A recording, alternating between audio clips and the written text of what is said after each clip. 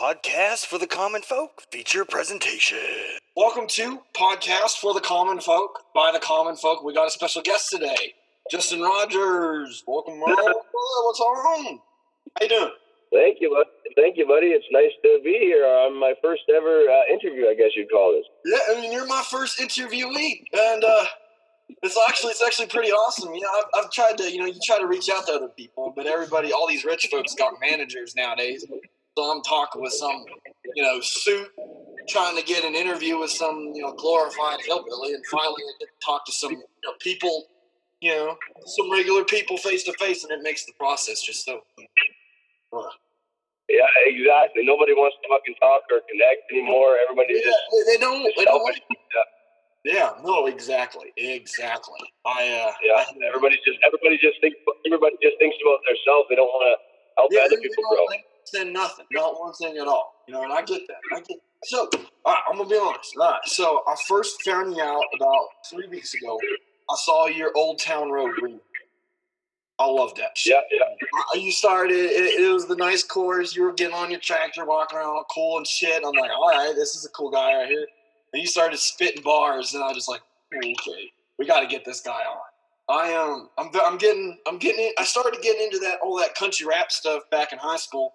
Playing football and all that, hanging out with honkies, so you start getting into that. I heard that shit. I was like, all right. So I got your album on now. I didn't even know country rap even really existed. I thought I was the first one, and then all of a sudden I put this video out, and there's actually lots of people who do it, like Ryan Upchurch. I listen to all his music. It's fucking awesome. Hell yeah, Upchurch. He's a guy I've been trying to get on for a while. I'm trying to reach out, raise hell, and eat cornbread. I've got a couple podcast episodes actually dedicated to that guy. He's who I started with. There's a couple other bands. I think Moccasin Creek is a good one you might like. And then you got Big Smo, Outlaw. He's another YouTuber. He's a YouTube dipper. But he released a country rap album last year. And it's just like, it's blowing up. He had a song with Upchurch against the Outlaw guy, right? Yeah. Yes, he did. Yeah, that's cool music. I don't know. I think Upchurch is going to blow way up bigger than he is right now. He is. He's the next Kid Rock. I think. I firmly believe that he's just going to follow Kid Rock's footsteps and just jam up. And that's just how that. Yeah, I think he's going to have a fucking hit song eventually for sure. Oh yeah. He's going to be on MTV. He's going to be on CMT. He's going to be on the television show, like flippers and stuff, and pajama bottoms, chewing, and cussing at like most of us. Yeah. You know how it is. All right. So, how'd you get into this? Well, what got you? Did you just wake up one morning and been like, I need to rap, and just started spitting out fire? It's actually kind of a weird story. Like, I remember the first day I ever thought of it, I watched the movie Straight Outta Compton. Have you ever seen that movie before? I went. It was really funny. Me and my buddy Kobe Trout, we went. Two of the whitest guys you will ever see. He's this white, bald dude, big offensive lineman. I got a big beard, like Doug Dynasty t-shirt on. We walk into a theater, all black people. We're walking in like, let's what's up? Let's go. Crazy motherfucker. Literally, that's exactly what happened to me. Me and my buddy, same thing, white as hell. Walk into this theater, and then we walked out of that movie theater after we watched the movie. We're like, fuck, man, let's fucking start recording some raps. That's kind of how it began. Yeah, it's crazy. I don't know. I never thought about being a rapper until literally watching that movie. I've seen the movie 100 times. It's probably my favorite movie. Oh, yeah. And then it kind of started out just for fun because I used to be a stoner. I would usually smoke weed every day. We'd smoke weed, write all that shit. And then eventually I just realized I was actually pretty good at it because my auctioneering background, it really ties in well with rapping. Yeah, that's one of the things I got really excited because I saw you auctioneer. I was like, yes, because I saw this video about 6 months ago, and someone had took recorded auctioneering, like live auctioneering places, and they just put in a beat, like when the guy started auctioneering. I'm just like, you get it's funny, all the guys in those videos.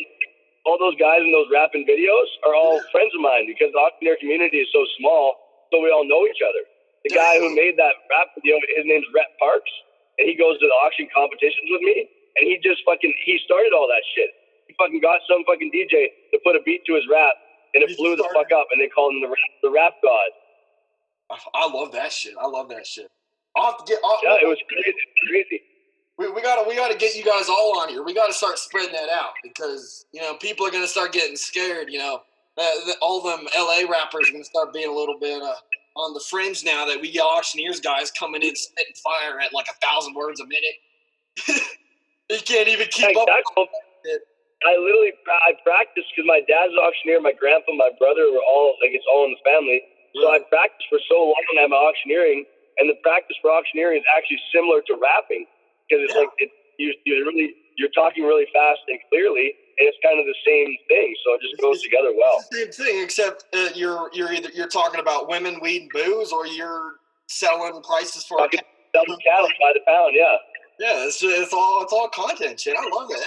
That's what I kind of mirrored that because that's how I got with this podcast stuff. Is lighten it up with friends. I think everybody pretty much smokes nowadays. I was doing football, then I tore my knee and I got out, and I was just like, well, what else I got to do? I started really getting. I was starting to come up with one-liners. Like I'd put on TV shows and I just like put on mute, and then I just start roasting the shit out of all the actors. And I was like, you know what? I ought to record this and see if people like it. So I started doing that. And then, a year later, here we are. But now we got you on here putting this fire shit out. I got to tell you. All right.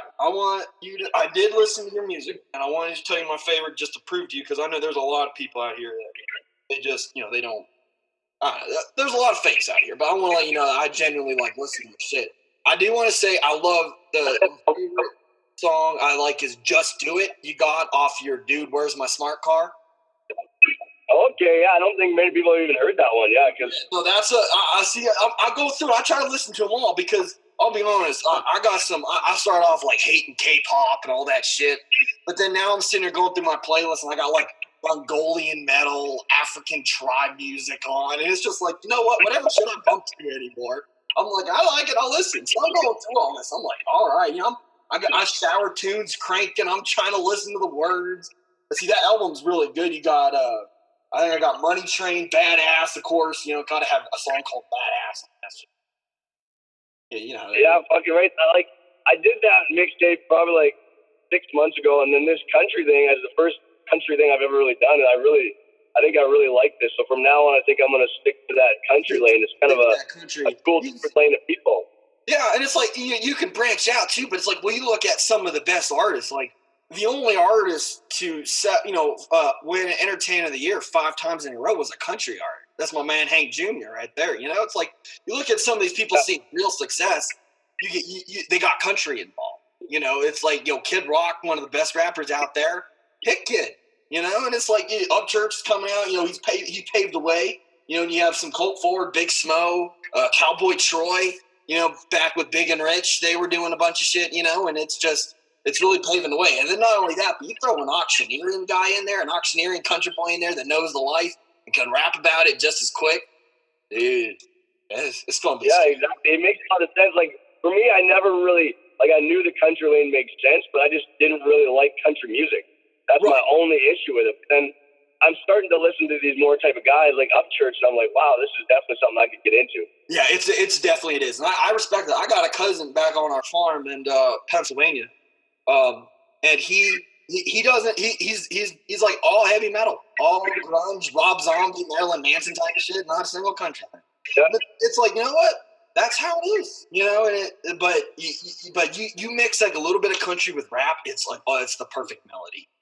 And it has really come together. There's there's just a lot of good stuff, Yeah, I know. And because I tried to go into the hip hop world, and I just don't really quite fit in there. Like, if I go to these rap shows, like everybody's all gangster and they're fucking pants sagging low, rapping about bitches and drugs and all that. And I never really fit into that world.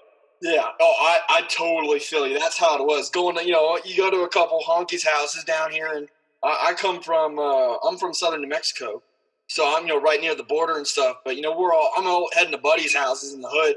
I'm driving up, showing up in like a Confederate tank top, blue jeans, belt buckle, and like a moonshiner hat, and everybody else is sitting there with like backward caps on and like free this guy shirts on. I'm like walking in there with a can of Copenhagen in the back, going, "How y'all doing? What's going on?"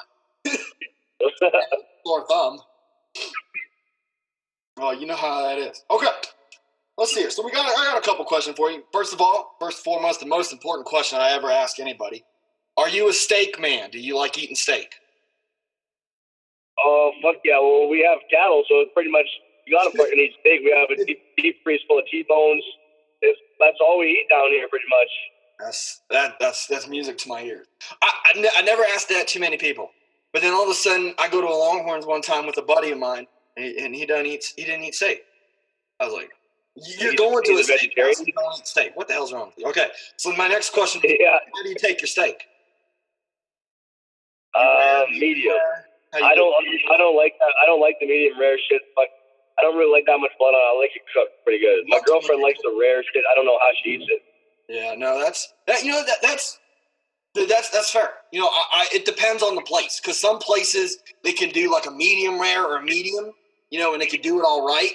Other places I don't mind a little bit, but like when they get into the rare shit, like or blue rare, I just can't do it. I don't. Yeah, no, that's not me. Like they say you can eat a steak raw if you really wanted to, but no, I like a little bit of flavor in it. Let's cook it. Let's make sure it's not mooing as I'm taking bites out first. Yeah, well, I just like it like hot. Like I don't like it really that cold feeling to it. Yeah, that's a big thing. Is like when I get my steak, like I want it as juicy as possible, but I want it cooked. I ain't gonna be putting a cold. Yeah. That's completely. I totally get that. But it's like I didn't even realize I got to start asking that, because nowadays, you got people that they'll still eat meat, but they won't eat steak. It's just out of all foods, steak. And so me and my buddy had to go. I had to go with another buddy up to the course just to eat steak. And I'm just sitting there going like, how do you not eat this? It's just like, oh. Well, there's the new chicken thing. Everybody eats chicken and rice because they want to get buff, and like that's supposed to be the new healthy thing. But like, fuck, nothing better than a good old steak. It's so good for you. Like, I'll be honest. Yeah, it's like I'll be honest. I'm on this earth for a good time, and not a long time. I think my Tinder profile says something like, "I'll die like when I'm 45." Doing one of those like 70-ounce porterhouse challenges at a steakhouse in Texas with a bottle of bourbon. You know how it is. Dad bod, right. Born with a dad bod, never got in shape, gonna have a dad bod till I die type of shit. You know how that works. Strong, but exactly. I don't understand. I don't understand why the people always get so fucking ripped for no reason. Like, it's one thing if you're like an athlete and you want to get ripped, but there's lots of people out there who are just fucking working out and getting ripped just to try and get girls. I'm like, that's the worst fucking way to get girls. If you gotta rely on just your body to get girls, I mean, you don't got that shit of a personality, which is good now. Exactly. That your personality's taking it up, because I'm sitting there going like, I was a fat, ugly kid coming up. I think I'm a sex god now. Now, of course, that's my own personal opinion.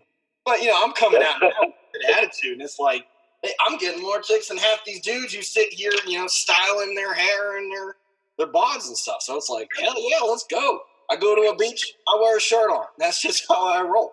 But exactly, chicks might think they want that, but like when it comes down to it, all a chick really wants is a guy who's going to treat them good and make them laugh. Doesn't really matter what they really look like at the end of the day. Yeah, they want that. That's exactly how it is. And I started to find out more and more. And because growing up, I did get teased, although I was in football a lot. So I was a big kid no matter what. But then as I was getting older, I was just like, you know what? I ain't that bad. It's like I'm good. Start working on my other shit, then all of a sudden I'm excelling in other areas, and I'm like, God damn, let's go. I'm pulling more than half the guys in high school that are, all sitting there looking at, can wear a shirt off any day of the week because they're just born skinny, and I'm just like, nope, sorry, Oz. I'm keeping dad bod. That's how I got to do it.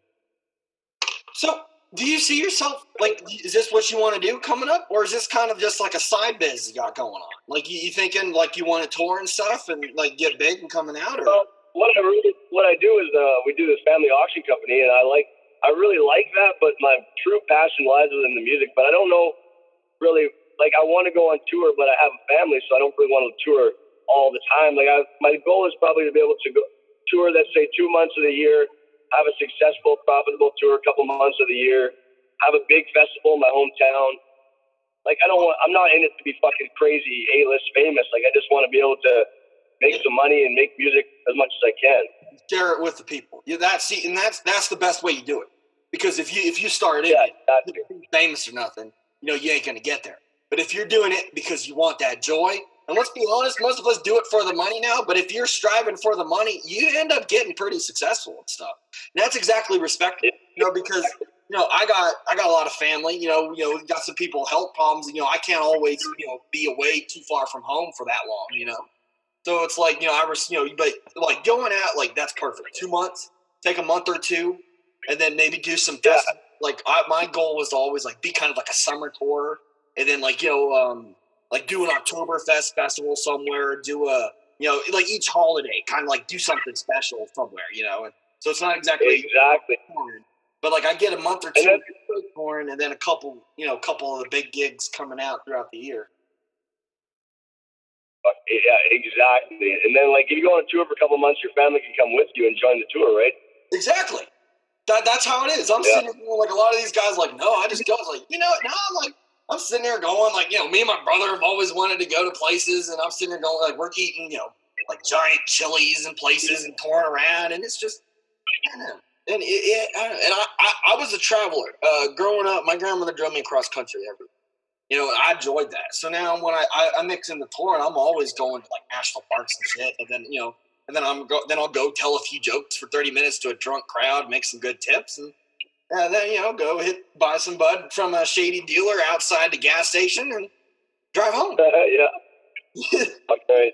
Yeah, that's the life. That's the life. No, that's a good way to do it. Like being honest. Don't expect like I don't want to say don't expect too much because I'm gonna always expect a lot. That's just how. But I'm gonna go for it all. But that's I don't know. That's a good way to go about it. I really enjoy.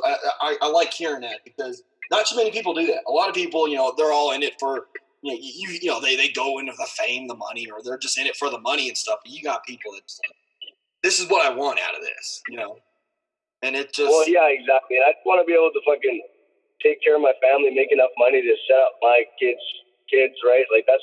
Yeah. I just want to be able to make enough money for that. Like I don't need to make insane amounts of money, but it'd be nice to make a couple million or something, right? Just so they can be set up. To have a nice little cash. Like if I want to go to the beaches down in Bermuda or Bahamas or whatever, I've never been there, so I'm like, maybe save up to take the fam down there. Have a good family reunion, pay off some college debts.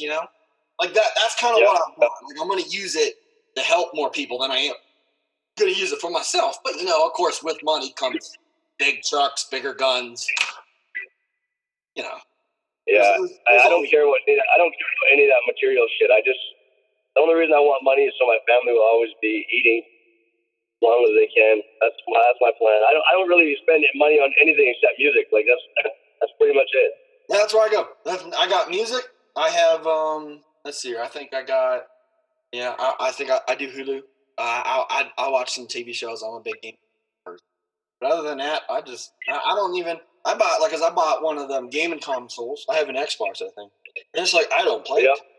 It's like I'll play sometimes, but it's like I'm making this. It's like what I'd rather pay for like a prom dress for siblings or something to go to their dances, or pay for school, or my brother's in Boy Scouts, so he's always got popcorn sales and stuff. It's like I want to be able to do that for them because in the long run that'll mean more to them than most anything else. Yeah, exactly. I got the same thing. I have my PlayStation sitting downstairs, not even fucking hooked up. When I used to smoke weed all the time, that's all I would do is play video games with my bros to smoke weed. Yeah. But then when the family got involved, it's like I had to put all that shit down to the side, right?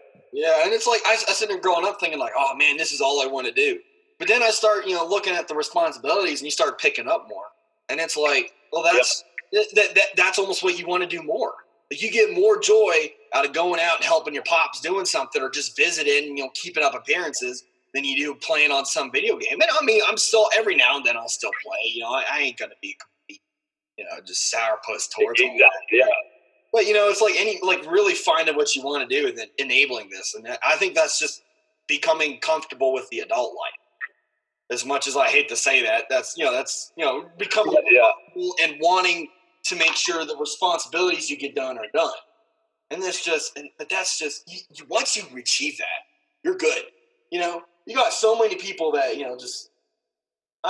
got so many people that come up and start and they get rich, and they get and they start partying a lot and they do all this life, and But then 20 years later, they're talking about being depressed and they're on their like 7th wife or something, But if you take the time to actually build up relationships, I've been through all that fucking shit. Like, cause ever since I was 16, I was fucking partying, drinking all the fucking time, and then pretty much until I was about 22 years old, I was pretty much drinking every day, partying, doing drugs.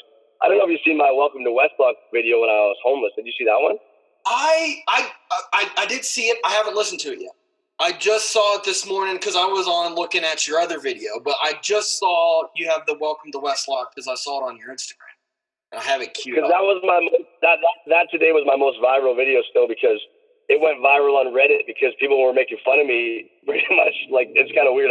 It's the first serious video I ever did, and then it blew up because people were making fun of me. So it's kind of ironic the way that it panned out. But it was about just how I fucking was doing drugs as I was coming up, and just basically telling kids who are young to stay off drugs and alcohol and try and find the passion, because that's where the true happiness lies. That's kind of the song was about. It's really funny because some of the more meaningful ones like start off with people going like, "Oh, look at this," or "Look at this, try hard," or something. But then it starts getting shared, and then all of a sudden you see more people like, "Oh, hey, this kid seems like he's getting his head on the right track or something," And then it goes because exactly for the wrong reason first, and that's just the way it works. No, like it. The reason things blow up is because 50% of the people like them and 50% of the people hate them, and then they have all these like different people in the comments that are kind of battling against each other, and that's how a true video like goes viral. So it's like you start getting haters, and then you start getting supporters, and then all of a sudden you're collecting views because you're just locked in this endless battle of proving to the people that say that this won't go or this won't work, and then then you're climbing up, and next thing you know you're chilling with. Is that Afro Man I see you chilling with on Instagram? Yeah, Afro Man. That's because I've only ever really done 3 shows. I did one show was in some Chinatown place with like no people there. I did one festival in my hometown with everybody came. It was fucking insane. And then my last show I did was for Afro Man. It was so awesome. Got to hang out with him, and he's just the coolest guy in the world. Everything he said was a fucking joke. Like, he's just a walking like bag of jokes, pretty much. That's awesome. I bet you that's how it is. Listening to music, I bet you that's how it goes. That is good. That's cool. Yeah, it's so funny. He said when he was on stage, he's like 50 years old, and he laughs at us because me and the other rappers were watching him, and he says, "You know what? I wrote this song when I was fucking 12 years old, and now I'm a 50-year-old man, and I'm still performing it." He's talking about that Colt 45 song. Yeah. He wrote that when I thought that was so funny. That's cool. That's cool ass to hear. Because that's a cult classic. I know. I couldn't believe it. When you listen to it, yeah. When you listen to it, it makes sense that he wrote it when he was 12, because it's so fucking crazy. Like, it sounds exactly like something a 12-year-old would write. Yeah, it's like exactly what a 12-year-old's view on how a rapper or a person would be. And it's like that's it. Exactly. It blew the fuck up, yeah. Yeah, that's crazy. That's cool. That is really cool.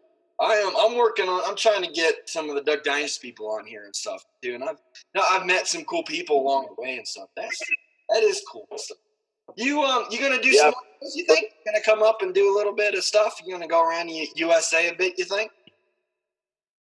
Yeah, I don't know. Well, like, I've reached out because for this video, I've had other videos that kind of blew up similar to this in the past, but for this one, I actually decided to reach out to people and try to connect with everybody I could. And there's so many people from all the different states that are watching. Like, there's a lot of South Dakota people, like, because they all have lots of cattle down there, right? So there's lots of people there that really connect with me. Oh yeah. And I'm sharing it with my buddies here, and like, because New Mexico I promise you, it's a state. A running gag throughout the United States is that not a lot of people know that New Mexico is a state. For some reason, we're ranked 49th in education, which I think is hilarious. But also, I've gone to like Tennessee, and I'm like, "Oh, I'm from New Mexico." And he's like, "But you look pretty white." I'm like, "Well, I'm from Mexico. It's a state, There's it's like, well, what do you want me to say? There's a McDonald's there. It's all in English. It's like, come on. But we got a lot of dairy. It's just weird that they fucking called it New Mexico though. Like, that's just fucking weird. Like, they could have picked a different name. Yeah. But I guess, is there lots of Mexicans there, or is that just like, is that how it is? It kind of is. Going back in a little bit of history, and I grew up watching the History Channel, Military Channel, so a lot of this stuff I learned from a young age because I was fascinated. But growing up, basically, Mexico, the Mexican territory owned by the Spanish, was deep into the United States. We took Texas, remember the Alamo, we got all that shit. And then we had the New Mexico territory. And so it was predominantly settled by American men and some Spanish people and Native Americans. But then the Mexican-American War, we took half of Mexico.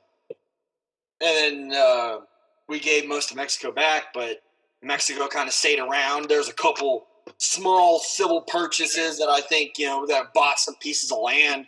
And it turned into a territory, and we had in north in this place, Taos, which used to be the capital. We had a lot of fur animals, a lot of trapping. So, and then this is back, the late 1800s when that mountain man lifestyle was the rage. And any place that with trapping here, Colorado, Utah, pretty much anywhere, because we're in the Rockies, So anywhere down the Rocky Mountain line just became a haven. And then, the United States started having troops there, and it became an economic source. And in, I think it was 1912, the year of the Titanic sank, New Mexico became officially a state. And then ever since then, it was called the New Mexico Territory because a lot of people had moved from Mexico to there for a different life, and the farming was better, more fertile lands and stuff. Because we have a lot of dairy farms out here, a lot of dairy farms. So there's, you'll be driving. Oh, okay, yeah. Stretch, and then a little bit later on, they discovered oil up in the northeastern part. So now, now there's like a couple oil towns out there, but ever since that, it's just settled in. Being honest, it's a mix. New Mexico is a cross between a deep South y'all hillbilly and like a mid-Californian bro dude, like some guy out of San Diego. Like they say dude and drink a lot of Blue Moon and do a lot of that chill stuff because we get a lot of Californians, but then they also say y'all and drink and stuff. So it's like, we're kind of like the Clash in the middle. We're like politically neutral, and it's just like, because we're right next to Texas, and they're like big guns, big truck, big cowboy hats. And then we're right next to Arizona, and like melting asphalt, 105-degree summers. And then we're sitting here with like 90-mile-per-hour winds up on the plains and green chili, and so it's mixed, as are most places. That's interesting. So, like, because I'm from Canada, what's your perspective and lots of people that perspective on Trump? Like, because it'd be interesting to hear what that is, because I'll let you know what I think after. No, I am a politically conservative person. I am a Republican. I believe that mainly because I believe the government should do less. And that is my whole point, is that I think we as humans should do more, and anytime the government's trying to do something, they do. I don't mind Trump a lot. He said some stupid shit. I mean, as a lot of people do. Yeah. But he also was the guy that told you what he was thinking. And I think coming from years of politicians sitting there, dicking around subjects, he sat there and he was like, well, I'm going to tell you what I feel and what I think is a problem. Now, it's not all a problem. Not everything he says is bad, but not everything that everybody on the other side of the political spectrum, everybody that hates him, says is bad or true. It's never one thing. Like, there are a lot of illegal immigrants. It's not all Mexicans. A lot more people immigrate legally than people know, but there are a lot of that. There are a lot of drugs, but it's not to the point where people think it's, like a world-ending thing. I don't mind. I think, economically we're doing all right.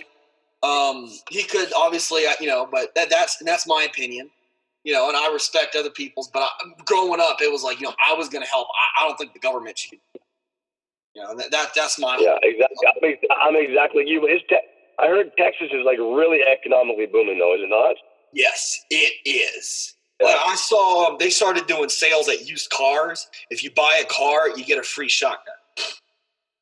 I saw that. That's awesome. I'm sitting there going like, well, that's Texas. And we are doing very good economically. Jobs are going up. People are getting more work. They're getting off the food stamp program and stuff. I'm not saying it's bad, but getting people off should be the goal of that. And that seems to be what we're doing. And I'm looking at those, because economically, and there is a lot of hate and racial stuff because I blame this more on social media, and I'm going to blame it on the president. Now, there's going to be about 50 people calling me a racist and 50 people saying you're preaching the truth. And that's just the way it works. But I'm sitting there going, it's like, well, we're, people have access to now just say whatever the hell, and it's all mixed, and it's I don't know, it's like because there's also a big Native American population because we have a couple reservations, and it's about 50-50. Some hate, some don't, and it's like some are in good position, some are not. Others, it's really hard to tell because everybody's affected differently. Like there's no one policy that works with every state and stuff, and so. But for the most part, I mean, Mexico's politically. I mean, I think they vote Democrat or liberal mainly. I don't really try to do political parties. I just kind of go more towards ideology here. But for the most part, it's neutral. It's not. Nobody really cares unless you make a big deal about it. And I think that's just the way we need to keep going. As a country as a whole, I think we're doing right. Yeah, I think he's doing good things. We have a fucking drama teacher who's our prime minister, and you guys have a billionaire. It's just insane. And then this guy is in our country, and he's just fucking everything up. It's crazy. Like the decisions he makes is almost unbelievable. But he did legalize weed, though. That's the only reason he got in is because he said he was going to legalize weed. So he got all the young people to come out and vote, and he did that. So I guess he did something, but he's something. Just fucked. And I'll try to. I do think that there's some other stuff that he could have done better.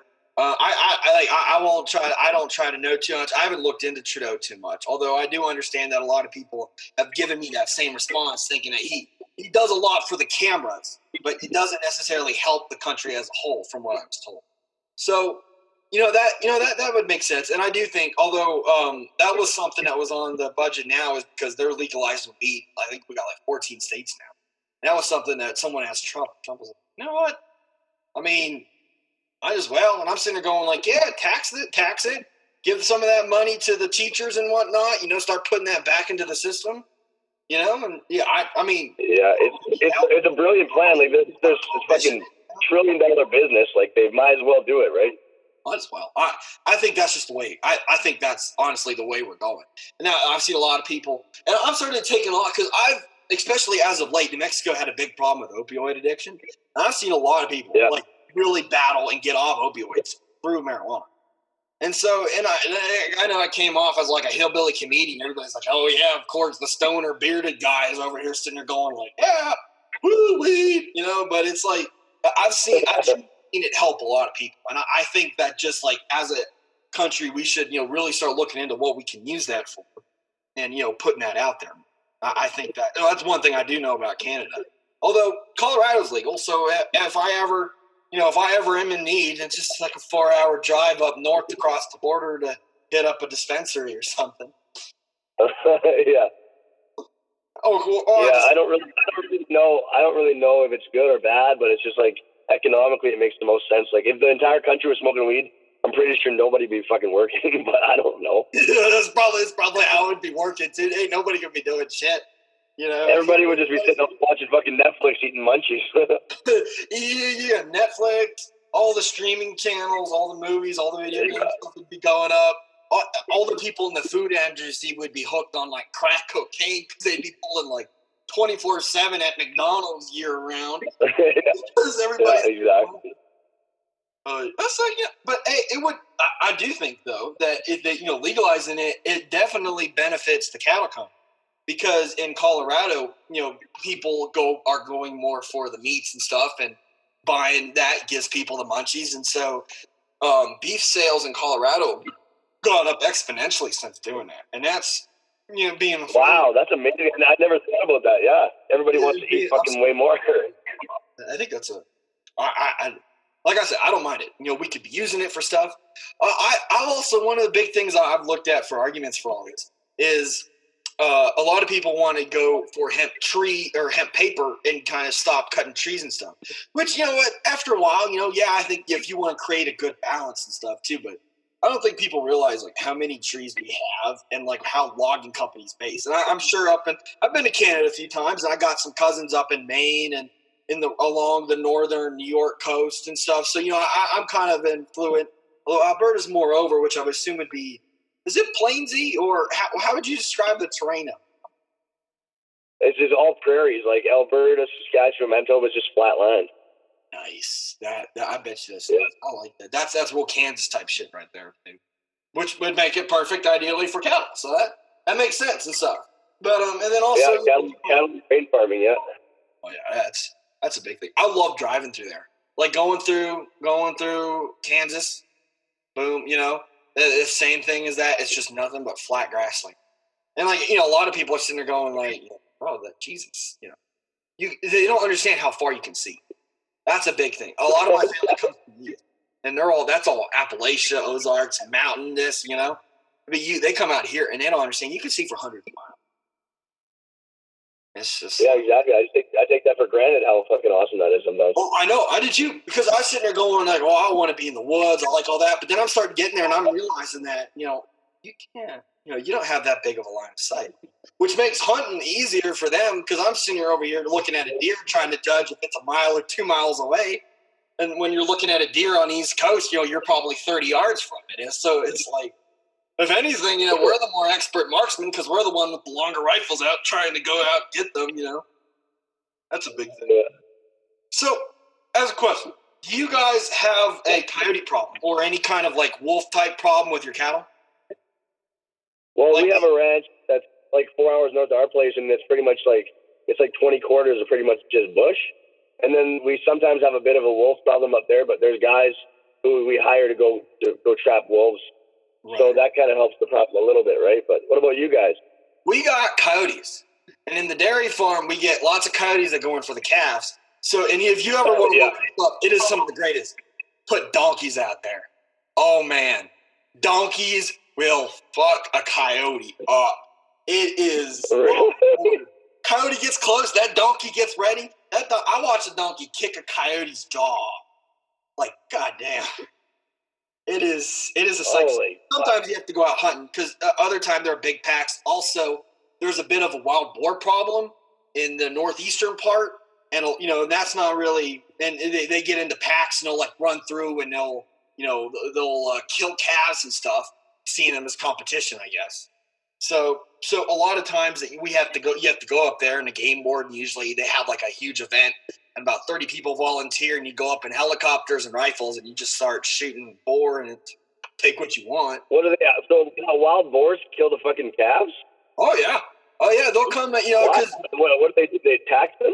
It's like a bull rush, like hunting boar or javelina boar. I think is more down here, but they get they got horns coming out their snouts, and they just they charge you up, and they come in and because a full-grown boar is, I think, a little bit bigger than a newborn calf, or right around the same size. But either way, a boar sees anything other than another boar as an enemy, and even half the time they see other boars as enemies.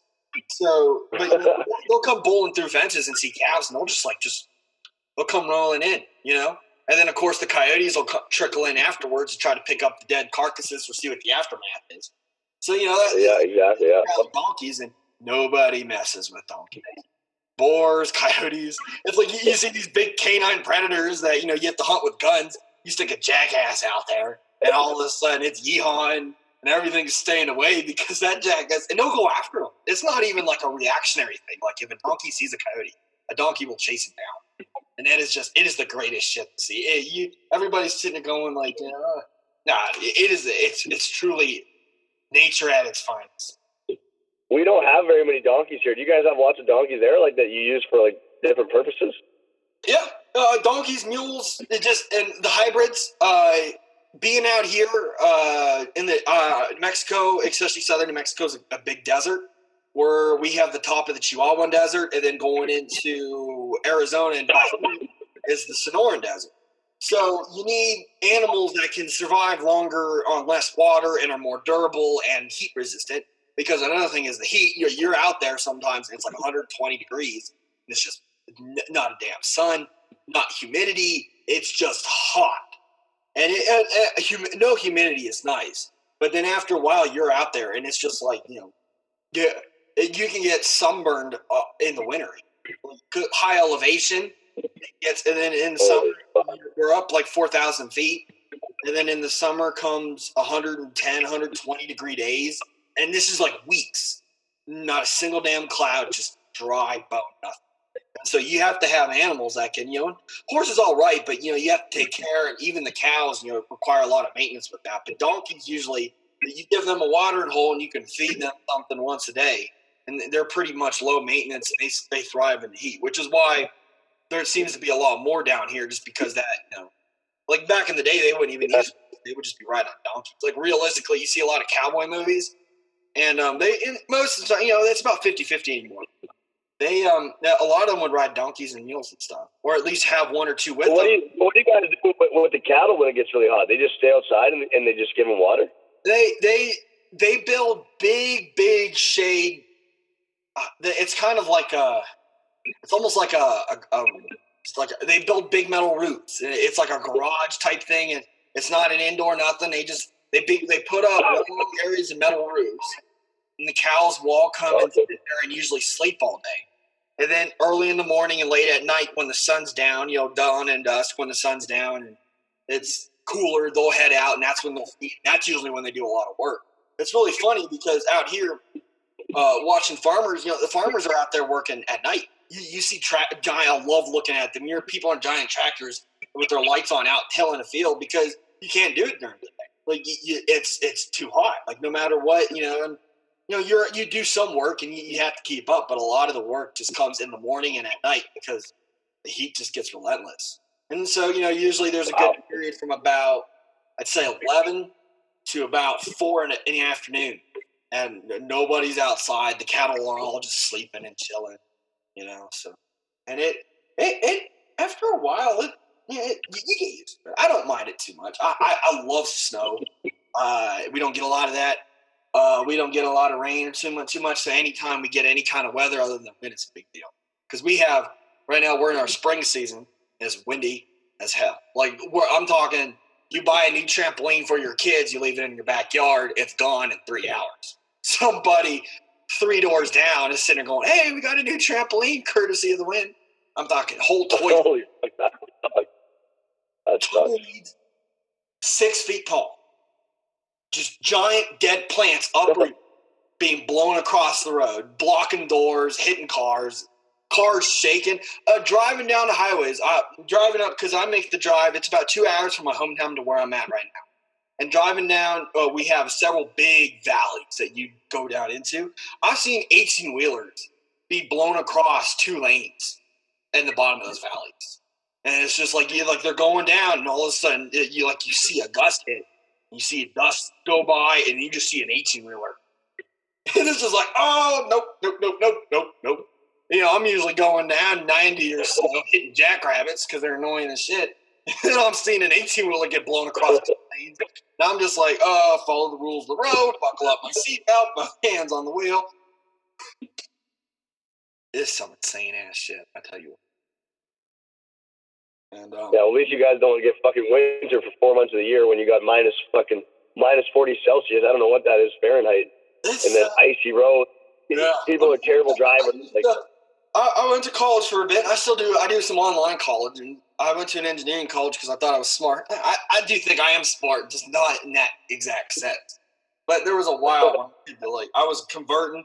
Engineering college, you're converting between Celsius and that. And the teacher's like, you should know what that is and know the conversion. And you got kids doing it in 2 seconds. And I'm sitting there going oh my Lord, I can't compete. Because the college I went to had a lot of foreign exchange people. We had kids building drones from scrap for fun. And they did it in a couple hours. And I'm sitting here going if something's wrong with my truck or the one thing, it'll take me a while to change the tire because everything will be rusted on there because a big part of the dust is everything kind of, the bolts will get really crusty. And so you have to take 30 minutes to break them loose just to get your tire off.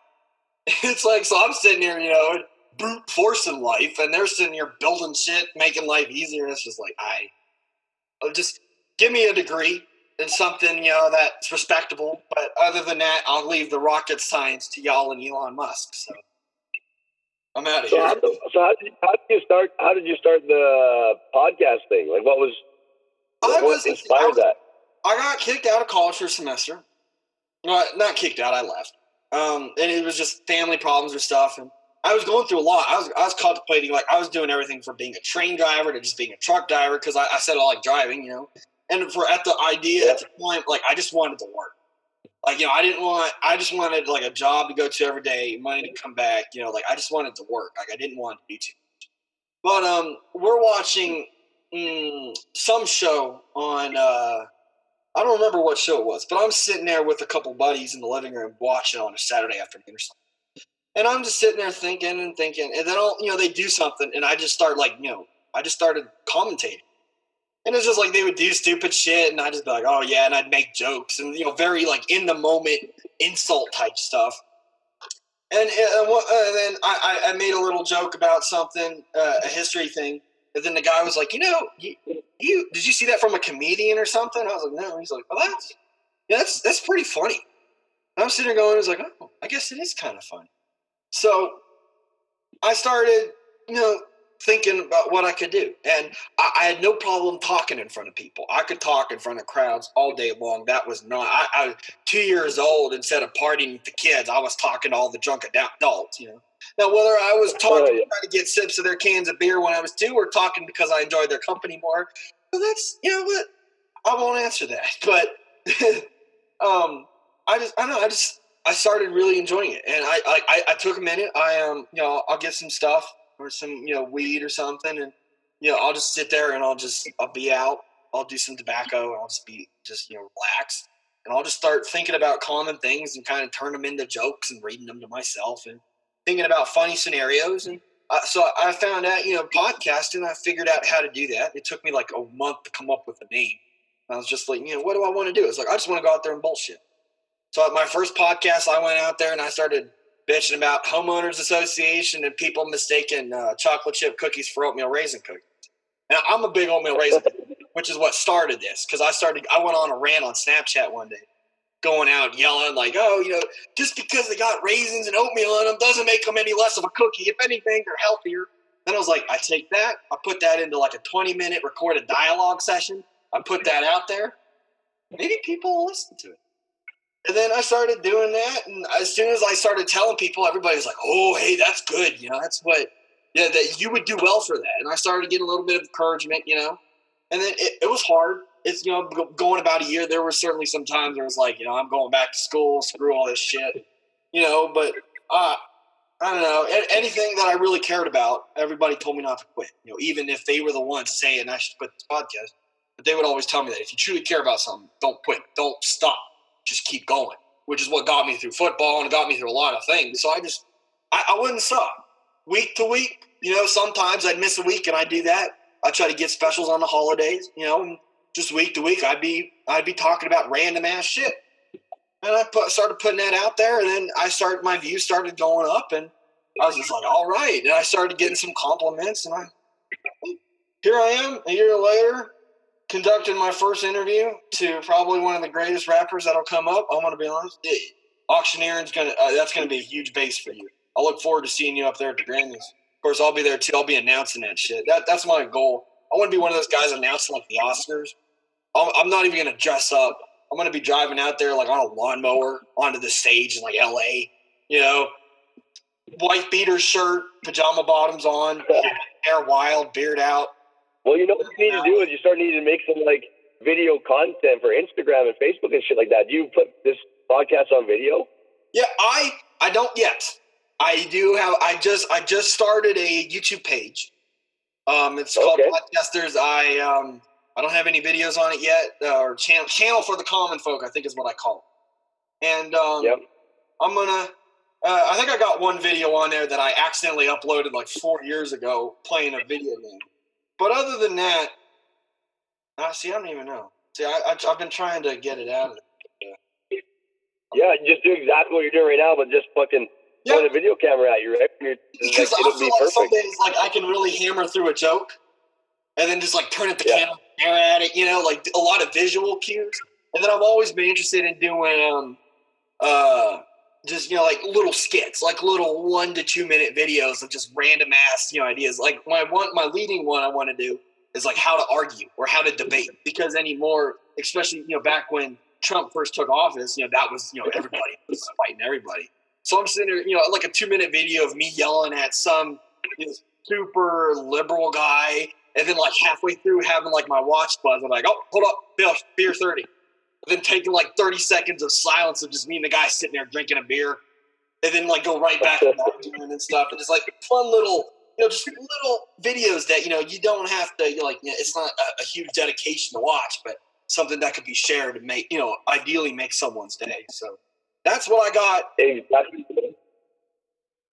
That's what I'm working on at the moment. That's where I want to go with this. Yeah, man, keep going on that. That's the fucking key. Like, and podcasts are also the future. If you can build an audience through podcasts, people are listening to that in their vehicle, right? Like you're providing value to them on the way to work. Oh yeah, that shit is the future.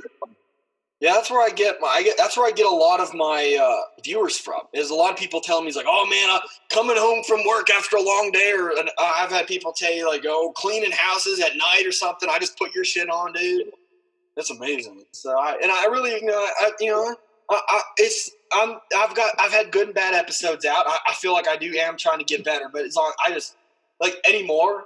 Like the minute I saw your stuff and I reached out and you started talking, I was like, I'm not stopping this. It's like this is how I'm doing this. Yeah, man, that's your fucking. You know what you should be focusing on is getting people like live in person locally. Just reach out to every fucking influencer on Instagram. Try and get them up close to you. Get like a fucking live interview, and then it will just slowly, gradually blow up, right? Yeah, that's what that is.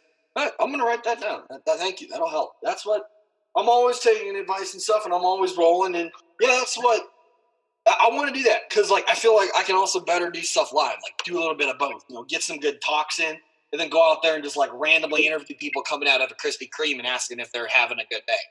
Proving the point that I don't think anybody that leaves a Krispy Kreme is sad at the moment. Thus, temporarily curing depression. It's like, I need to get these messages out to the world. Because honestly, like from my perspective, I think you have a really, because I'm listening through my truck speakers, you have a really like amazing voice, like a radio voice that people will like easy to listen to when they're driving. Like that's a key factor. I appreciate that, and that's what I got started on because I was talking one time and I didn't realize that. I think this was at like a family dinner, and every now and then you got like 13 people around a table, grandma's cooking, so everybody's there. And I didn't notice. I was talking for like 20 minutes, didn't even eat. Then I started eating. Everybody's all quiet, and I'm like, "Oh, everybody's quiet." And they're like, "Well, yeah, we're waiting for you to finish eating so you can start talking again." And I was just like, "Oh, yeah." So I'm going. So and I enjoy it now. And like I used to be. I don't know. Like I did like talking, and once I got comfortable, I wouldn't stop. But for a long while, like if I wasn't comfortable, I was quiet. I was a little bit shy, but I was also in football and I was also big. I wasn't exactly the joyous looking dude. So, a lot of people would just kind of look the other way now. But anymore, I kind of keep a smile on my face. I'm always bouncing, saying y'all, ma'am, and that gets me more responses than anything. So that's what I'm doing. Yeah, like you just give off a good, like vibrant energy that people will probably love to listen to. The best thing for you would be just all you got to do is get on one fucking person that everybody wants to watch, and then they click the video to watch them, and then they also find you at the same time, right? Yeah, that's what helping that because I was looking at you sitting there going, I was like, yeah, this guy's got some people. I like this guy. I like everything about this guy. This guy is like that whole country vibe, hardworking. The fact that you're an auctioneer is I love auctioneers. That shit's just awesome. Like I watching that, going to cattle auctions when I was young, going to other auctions, at like the moose lodges and all that, seeing other people do this. Yeah. And so I'm sitting there going like, I got to do that.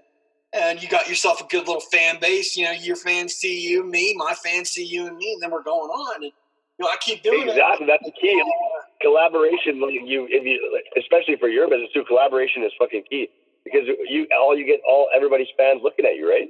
Yeah, that's exactly how I'm doing. I want to because I always thought I was on radio when I was little a couple of times, and I didn't even realize that I take up like whole 30-minute segments. It would just be my lame ass talking.